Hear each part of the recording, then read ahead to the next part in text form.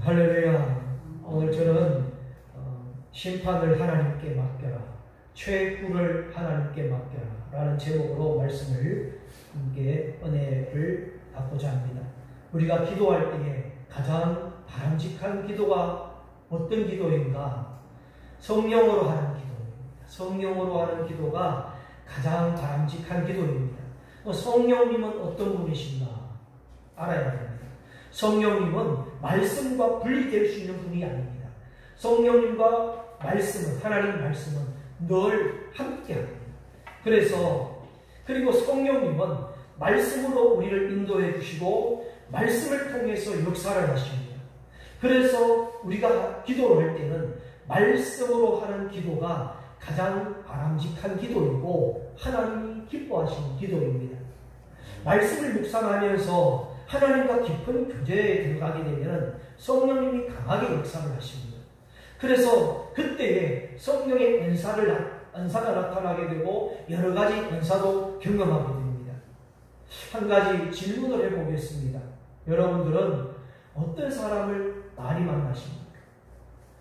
하시는 일들을 통해서 업무상 만나는 사람도 있겠지만 대부분 그 외에 우리가 어떤 친구를 만나는지, 어떤 사람을 만나는지 우리가 한번 생각해 봐야 됩니다.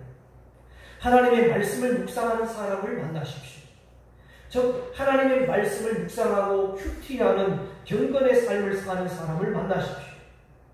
경건의 삶, 큐티하는 사람을 만나면은 큐티를 나누게 되고 계속 나 자신도 큐티를 할 수 있게 됩니다. 그날 같은 본문을 가지고 묵상을 했기 때문에 같은 이야기를 나누다 보면은 혼자 할 때 깨닫지 못했던 말씀을 깨닫게 되고 적용하는 것도 도전을 받게 됩니다. 나보다도 더한 어려움을 겪으면서도 어떻게든지 말씀을 붙잡고 살아가는 교훈을 보면서 나의 부족함을 회개하게 되고 하나님 앞에서 더 말씀 앞에 거하게 되는 것입니다. 우리는 지난 2달간 사무엘상 말씀을 가지고 영적인 원리, 특히 영적 전투의 원리를 깨닫게 되었습니다. 하나님의 이름으로 싸우는, 하나님의 이름으로 나아가는 다윗을 보면서 하나님의 이름으로 싸워야 된다. 끝까지 인내하는 다윗의 모습을 보면서 끝까지 인내하는 영성이 필요하다. 그리고 선으로 악을 이겨야 된다. 악으로 이기는 것이 아니라 아무리 악한 악이라도 선으로 악을 이겨야 되는구나. 그리고 심판을, 최후를 하나님께 맡겨야 되는구나. 영적인 원리, 영적 싸움의 원리를 깨닫게 됩니다. 하나님은 모든 역사를 이끌어 가시지만 심판을 하십니다. 하나님의 심판은 영원한 운명을 결정하는 것이기 때문에 생명을 무시하지 않습니다.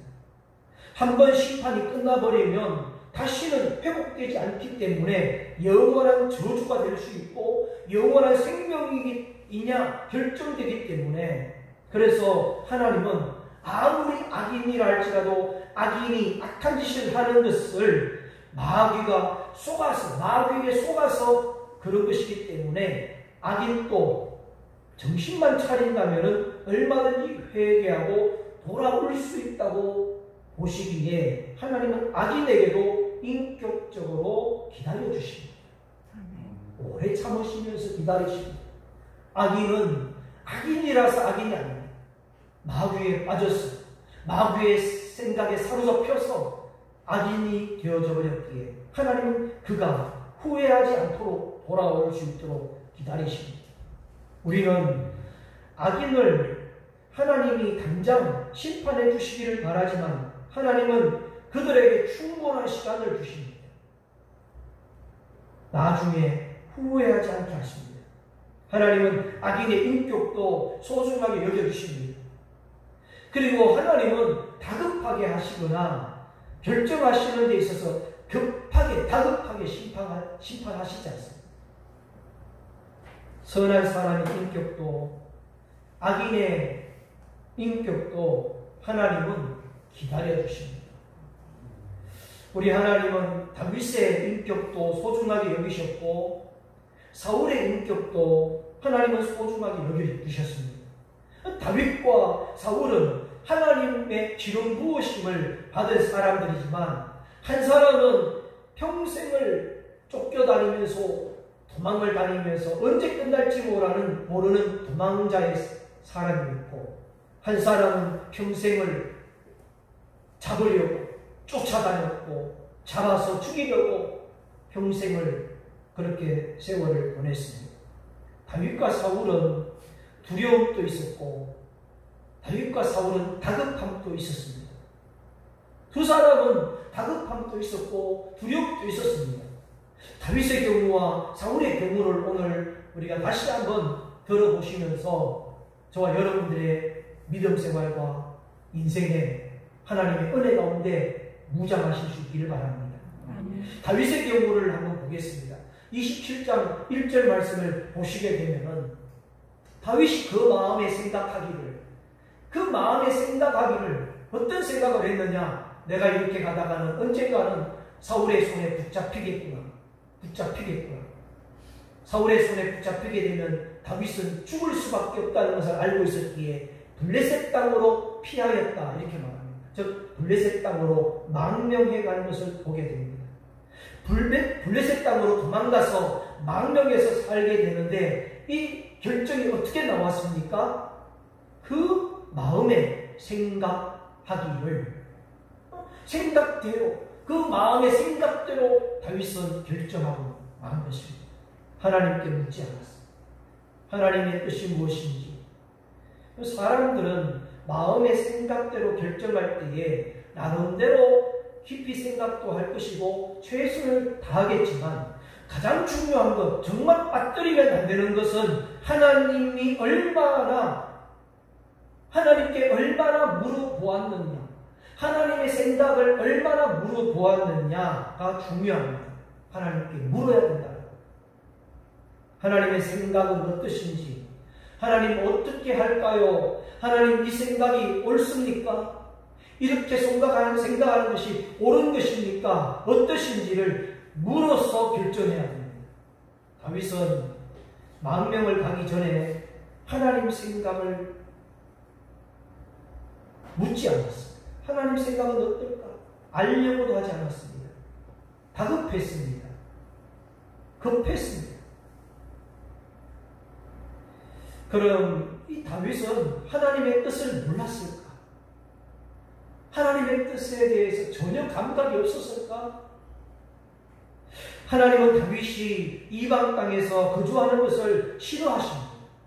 왜냐하면 이방 땅에는 말 그대로 이방 땅이기 때문에 이방 신들이 가득했기 때문에 하나님의 사람이 이방 땅에 우상을 섬기는 땅에 거하는 것을 하나님은 기뻐하시지 않습니다. 뿐만 아니라 다윗은 이스라엘 왕이 될 사람으로서 하나님의 기름 부음 받은 사람인데, 하나님이 블레셋 땅 이방 땅에 가는 것을 원하지 않았습니다. 이 사실을 다윗이 몰랐을까요? 하나님께 묻지 않았습니다.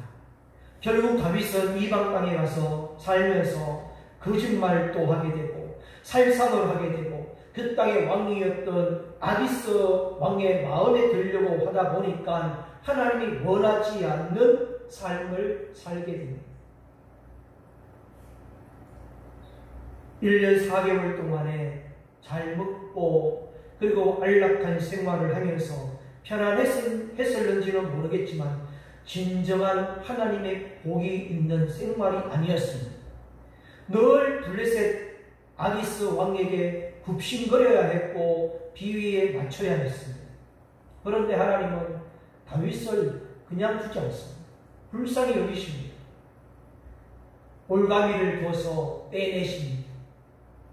29장에 보시면 그 내용이 우리가 지난 한 주간 동안 여러분들이 읽었던 말씀의 내용입니다.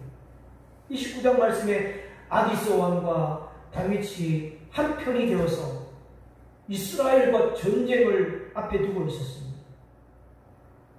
다윗은 이스라엘 왕이 될 사람인데 앞으로 하나님의 기름 부음 받은 사람으로 하나님의 백성, 이스라엘 백성의 왕이 될 사람인데 이스라엘 사람들과 전쟁을 한다는 것은 말이 되지 않습니다. 이런 상황에서 하나님께서 개입을 하시는데 블레셋 사람 방백들 지도자들에게 다윗을 알아볼 수 있도록 눈을 열어주셨습니다. 그 블레셋 지도자들이 보니까 다윗을 알아보고 저 다윗은 이스라엘 사울보다도 더 위대하다고 칭찬받았던 다윗이 아니냐, 저 다윗은 돌려보내라고 강력하게 주장을 합니다. 다윗은 하나님의 개입으로 인해서 이스라엘 백성들과 싸워야 하는 길이, 그 길을, 잘못된 길을 하나님이 막아주셨던 것입니다. 다윗은 실수하고 잘못된 길을 가고 있었지만 다윗은 그 길에서 스스로 빠져나올 수가 없었습니다. 가드 왕 아기스의 눈치를 볼 수밖에 없었고 그 아기스 왕과 한 편이 되어서 이스라엘과 싸워야 되는데 그 싸움에서 빠져나올 수 있는 핑계거리가 없었던 겁니다. 그런데 하나님이 블레셋 방백들을 통해서 다윗을 알아보게 하시고 다윗의 길을, 잘못된 길을 막아주신 것입니다. 하나님께서 그를 건져주셨다는 겁니다. 하나님의 구원은 이렇게 끊어지지 않고 계속 다윗을 건져주신 것 같이 오늘 저와 여러분들도 어떻습니까? 잘못된 길로 빠지는 실수를 하고 또 반복되는 잘못을 하고 있을 때 하나님은 그 극적인 순간에 그 상황에서 하나님이 빼주십니다. 다윗은 해결할 수 없었지만 하나님이 개입하시고 피하게 해주신 것입니다. 여러분 어떻습니까? 다윗과 같이 이러지도 못하고 저러지도 못하고 아무것도 하지 못할 때가 있습니까?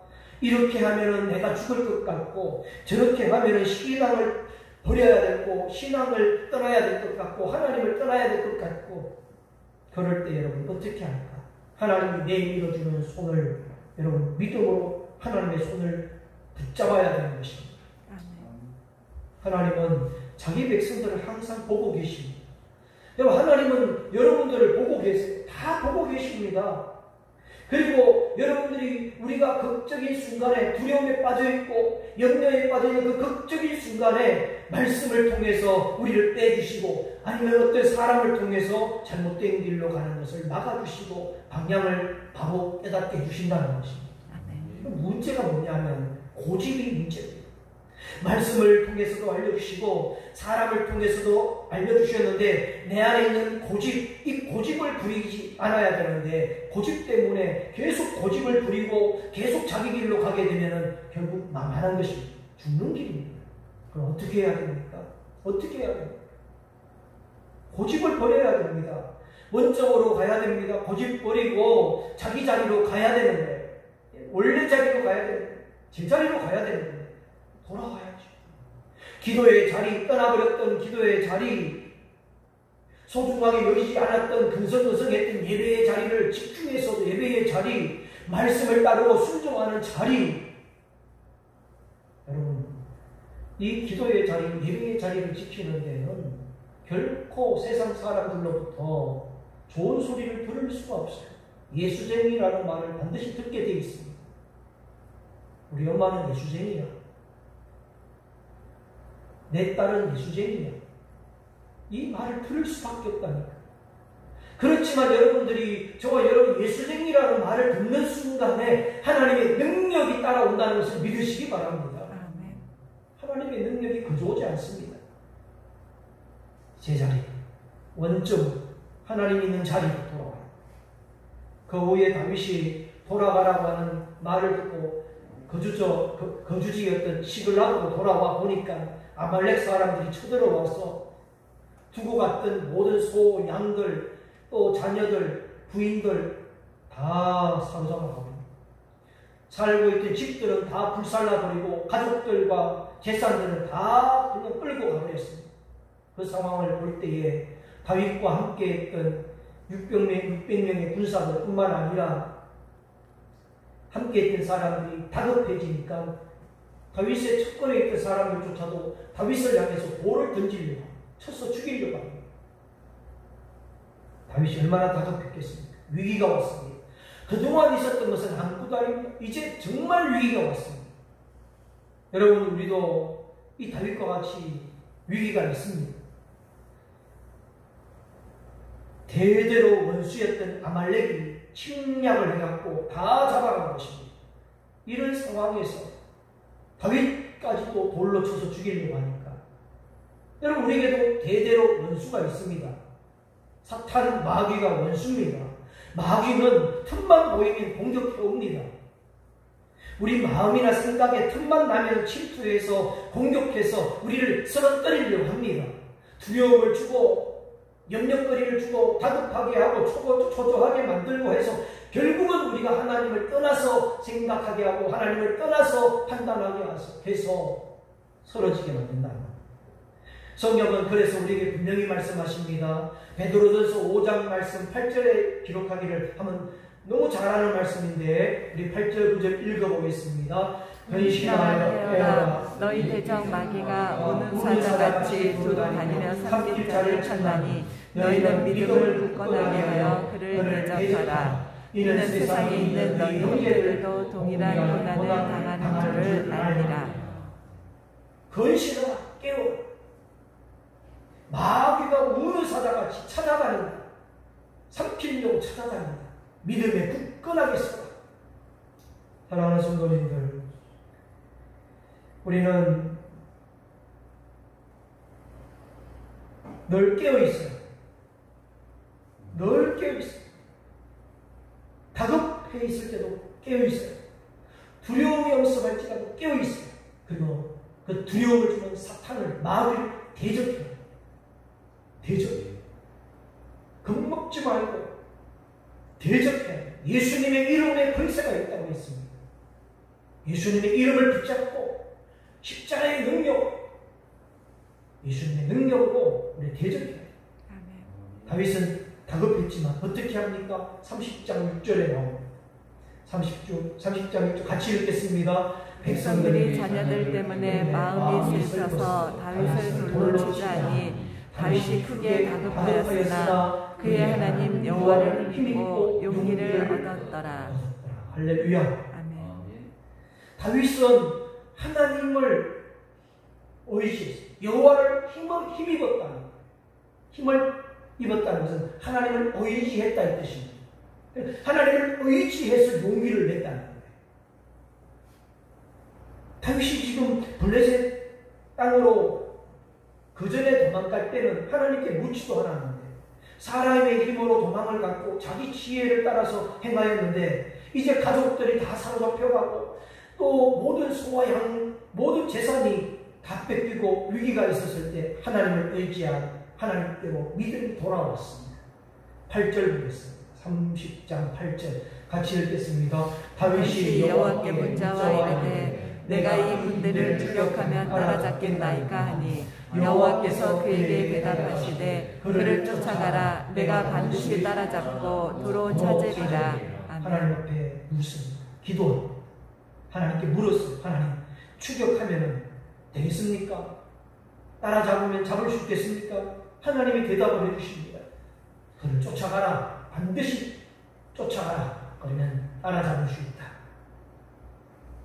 그리고 다윗은 하나님의 응답을 받고 가족들을 되찾게 되고 잃어버렸던 모든 것들을 찾아서 승리하게 됩니다.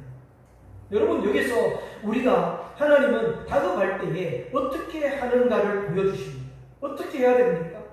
하나님을 더 의지하였고 하나님께 묻는 것, 하나님이 보시고 반드시 응답해 주신다는 것을 오늘 말씀에서 나타내 주고 있습니다.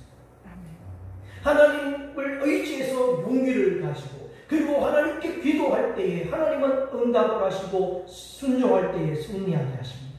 길을 열어주십니다. 여러분은 지금까지 살면서 잃어버린 것이 있으십니까? 다시 찾고 싶은 것이 있으십니까? 하나님께 엎드려서 하나님께 물어보십시오. 하나님이 힘을 주십니다. 그 힘을 의지해서 말씀에 따라 순종하시면 회복이 되는 것입니다. 그러면 여러분, 우리가 위기가 왔을 때 다급하면 어떻게 해야 되는가? 계속 가르쳐 주시는데 사울의 경우를 보겠습니다. 사울은 어떻게 했는가? 하나님은 한 번 안 되면 2번으로, 3번으로 반복해서 가르쳐 주십니다. 특히 기도하고 엎드렸을 때도 응답이 없을 때가 문제입니다. 그런 응답이 없을 때 다급해집니다. 초조해집니다. 아니면 또 갑자기 어려움이 생겼을 때, 위기가 왔을 때 다급해지고 초조해집니다. 사울을 한번 보십시오. 사울 왕이 블레셋 군대를 보고 크게 두려워서 떨게 됩니다. 28장 5절 6절인데 사울이 블레셋 사람들의 군대를 보고 두려워서 그 마음에 크게 떨었다 이렇게 말합니다. 크게 떨었는데 6절을 같이 읽겠습니다. 사울이 여호와께 문자오되 여호와께서 물어도 우리 물어도 선지자라도 그에게 대답하지 아니하였다.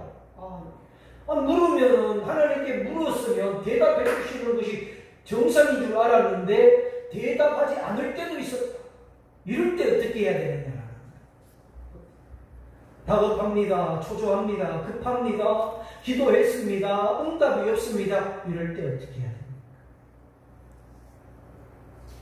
어떻게 하는 것이 좋을까요? 하나님은 우리가 이럴 때 어떻게 하는지 보십니다. 기도를 해도 아무리 해도 응답이 없습니다. 어떻게 해야 됩니까? 사울의 경우는 회개해야 합니다. 왜냐하면 그동안 계속 하나님의 말씀에 불순종을 하고 자기 욕심과 교만에 빠졌기에 회개해야 합니다. 기도하고 응답이 되지 않았을 때 사울의 경우는 하나님 앞에 자기의 죄성을 돌아보면서 인생을 돌아보면서 회개해야 해요. 오늘 저와 여러분도 마찬가지입니다. 하나님의 뜻을 알아볼 수 있는 길이 막혔을 때에 하나님의 응답이 없을 때에 어떻게 해야 됩니까? 계속 기다려야 돼요. 계속 기다려야 돼요. 기도해야 되는 거예요. 사울은 하나님의 뜻을 알아볼 수 있는 모든 길이 막혀 있어요. 그동안에 사울은 교만에 빠져서 하나님과 관계되는 모든 것들을 버리고 파괴했던 겁니다. 하나님과 관계되는 것. 제사장이 85명이 있었는데 다윗을 도왔다는 이유 때문에 제사장들을 다 죽여버렸어요. 그동안 의지했던 사무엘은 죽어버렸고 장사 지냈습니다. 제비를 뽑아서 하나님의 뜻이 무엇인지를 알아보는 우림도 없습니다. 하나님의 뜻을 알아볼 수 있는 하나님과 관계되는 것이 다 없어져 버리니까 수단이 사라진 것입니다. 여러분, 인간이 가장 큰 비극이 무엇인지 아십니까? 하나님 관계가 끊어지는 것. 하나님 관계와 끊어지는 것. 그리고 하나님과 관계가 되는 것들을 소중하게 붙잡아야 되는데 하나님과 관계되는 것조차도 끊어져 버리는 것이 가장 비극입니다. 예배 하나님과 관계되는 것입니다. 기도 하나님과 관계되는 것입니다. 성경 말씀 하나님과 관계되는 것입니다. 여러분, 저와 여러분들이 하나님과 관계되는 것을 소중하게 붙잡을 수 있기를 축복합니다. 하나님과 관계되는 것을 소중하게 붙잡아야 돼요. 교회를 소중하게 여기십시오. 예배를, 성경 말씀을, 기도하는 사람을, 교우를 소중하게 여겨야 됩니다. 말씀을 가르쳐주는 목회자를 소중하게 붙잡으시기 바랍니다. 사울은 결국 엉뚱하게 일을 벌입니다. 신접하는 무당을 찾아갑니다. 여러분, 신접하는 무당, 오늘날도 동일한 문제가 가지고 문제성이 있지만 당시에도 그랬습니다. 무당을 찾아갔더니 거짓의 영이 나타났습니다. 사무엘로 가장한 사무엘과 같이 모양을 한 거짓의 영이 나타나더니 사울의 마음을 사로잡았습니다. 거짓의 영 앞에 엎드려서 절을 하고 맙니다. 사울은 무당을 찾아서 분별을 잊어버리고 무너져 내립니다. 귀신은 이 하나님의 사람으로 여러분 착각하게 하고 기륭을 묻게 만듭니다. 이 귀신은 별의별 것을 다 하는데 결국은 어떻게 되느냐? 28장 20절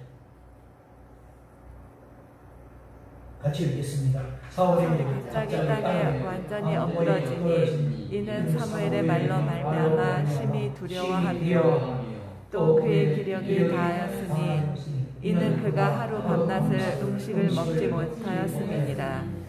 여러분, 이 거짓의 영의 말을 듣고 이 사무엘로 가장한 마귀의 말을 들으니까 기력이 빠져버립니다.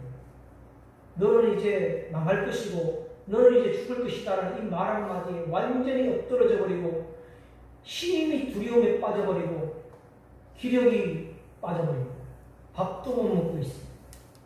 여러분, 마귀는 어떤 존재냐? 이렇게 사울처럼 희망도 뺏어가고 소망도 뺏어가듯이 마귀는요, 소망을 뺏어가고 희망을 뺏어가고. 사울왕은 하나님 앞에서 실격 판정을 받고 말았습니다. 하나님은 사울을 이스라엘 왕으로 세우셨다는 목적을 잃어버렸어요. 사울은 자기의 목적을 잃어버렸습니다. 하나님의 대리자, 하나님의 뜻을 따르는 왕이 되어야 하는데 목적, 길을 잃어버렸던 것입니다. 여러분 보시오. 블레셋과 전쟁을 앞에 두고 사무엘을 기다리다가 사무엘이 늦게 오는 이유로 제사장만이 할 수 있는 제사를, 번제를 드리고 아말렉을 진멸해야 된다. 사람이든 모든 것을 진멸해야 된다고 하나님 말씀하셨는데 진멸하지 않고 좋은 것을 남겨두고 결정적인 것은 다윗의 도움을 주었다고 85명의 제사장을 한꺼번에 죽여버리고 이런 일들은 용납될 수 없음에도 불구하고 하나님은 그래도 사울을 인격적으로 기다려주시고 그냥 두십니다. 마지막까지 사울을 인격적으로 봐주신다는 겁니다. 그럼에도 사울은 또 어떻습니까? 평생을 다윗만을 쫓아다니면서 죽이려고 했습니다. 그래도 하나님은 사울을 그냥 내버려 두셨습니다. 기다려주시는 겁니다. 하나님은 사울왕을 그냥 두셨지만 블레셋은 이스라엘을, 사울을 그냥 두지 않았습니다. 대대적인 공격을 시작합니다. 1절, 오늘 읽었던 본문 1절 말씀입니다. 이스라엘 사람들이, 이제 블레셋 사람들이 쳐들어오니까 이스라엘 사람들이 도망을 갑니다. 서로 앞다투어 도망가면서 길보아 산에서 전멸하게 엎드려 죽는다. 이렇게 말합니다. 2절을 읽겠습니다. 같이 읽겠습니다. 블레셋 사람들이 사울과 그의 아들들을 죽여하여 사울의 아들 요나단과 아미나답과 말게수를 죽이니라. 사울의 세 아들 죽습니다. 사울은 큰 부상을 입었습니다. 뒤에서 쫓아오던 활 쏘는 사람이 정통으로 사울을 맞췄고 그 활이 아마도 사울의 몸을 관통하지 않았나 할 정도로 심각한 큰 부상을 입게 됩니다. 어떻게 되느냐? 4절을 보겠습니다. 활을 맞고 이제 위기에 위태로워진 사울은 내가 이 자리에서 죽게 되면 저 할례받지 못한 이방 사람들에게 죽어서 모욕을 당할까봐 두려우니 나를 죽여라. 옆에 있던 부관에게, 무기든 부관에게 나를 죽여라고 부탁을 하지만 거절당하고 결국 사울은 그 자기 자신의 칼에 엎드려져서 뽑아서 그 칼에 자결하고 말았습니다. 자살하고 말았습니다. 5절 말씀을 또 보시면 같이 5절을 읽겠습니다. 무기된 자가 사울의 죽음을 보고 자기도 자기 칼에 엎드러져 그와 함께 죽으니라. 부관도 자살했습니다. 우리 그리스도인들이, 하나님의 사람들이 자살하는 것이 옳으냐 그르냐에 대한 논쟁도 있지만 나중에 기회가 되면 이 부분을 다시 살펴보기로 하고, 사울은 무당을 찾아갔을 때에 이미 두려움에 가득 차서 두려움을 이길 수 있는 용기가 다 사라져버렸습니다. 하나님은 한때 사울을 성령의 은혜로 충만하게 하셨는데 하나님을 거부하고 욕심에 빠져 믿지 않는 사람보다도 더 못한 상황이 된 것입니다. 성도님들, 여러분 믿음을 보실 때에 다시 한번 생각해 봅시다. 믿음은 끝이 중요합니다. 따라해 보겠습니다. 믿음은 끝이 중요하다. 믿음은 끝이 중요하다. 평소에 성령 충만했는데 은혜를 체험하고 점점점 높아지면서 나중에는 주님과 멀어지고 비참하게 되는 사람들이 있습니다. 가룟 유다가 그랬죠. 예수님을 따라다니면서 나중에는 30냥의 예수님을 배반하고 양심에 갇히고 자살로 끝나게 됩니다. 물론 하나님을 잘 믿는 사람도 죽게 되어져 있습니다. 야고보처럼 목이 매임을 당하고 침례 요한처럼 목이 잘려서 쟁반위에 얹혀지기도 하고 우리 예수님처럼 시욕을 당하고 고문을 당하고 십자가에 못 박혀 죽기도 하십니다. 사랑하는 성도 여러분, 저와 여러분들은 하나님의 은혜를 받아야 합니다.